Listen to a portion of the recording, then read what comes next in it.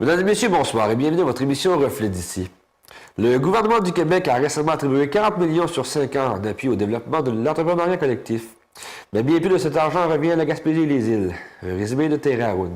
Le président du pôle d'économie sociale Gaspésie-les-Îles, André Richard, rappelle que concrètement, 5 millions de dollars de ce montant sont répartis au sein des 21 pôles de la province. Par conséquent, l'organisme de M. Richard recevra 50 000 dollars annuellement pendant 5 ans. C'est déjà bien, mais ça demeure bien peu, dit-il.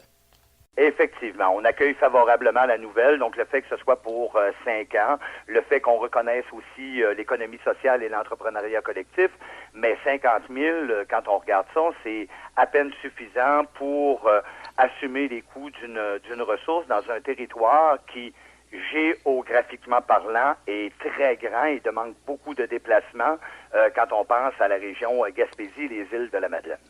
Cette somme permettra de payer une ressource à temps plein afin de faire de la concertation et maintenir les liens avec les entreprises collectives, précise M. Richard. Présentement, nous, le pôle, on a une ressource à temps plein qui travaille du côté du pôle, donc qui permet de faire la concertation et maintenir les liens avec les entrepreneurs collectifs. On veut aller beaucoup plus loin que ça, donc nous, c'était de devenir vraiment la référence et l'interlocuteur privilégié là, en matière d'entrepreneuriat collectif, soutenir aussi les entrepreneurs collectifs quand on sait qu'au cours de la dernière année, là, le système s'est quand même effrité beaucoup. Donc, nos entrepreneurs collectifs ont besoin de soutien pour le développement de leurs affaires et de nouveaux projets. Les entreprises d'économie sociale présentes sur le territoire gaspésien et madinot font office de moteur de développement économique et social. Les derniers chiffres disponibles démontrent que ces entreprises collectives, au nombre de quelques 200, génèrent des revenus annuels de près d'1 milliard de dollars, dont 37 millions sont réinvestis dans les communautés de la région. Parmi les cas qui sont des exemples de réussite, pensons à la vieille usine, la microbrasserie Pit Caribou ou encore le magasin général historique, tous situés à L'Anse-à-Beaufils. Bref, l'économie sociale brosse large, note André Richard.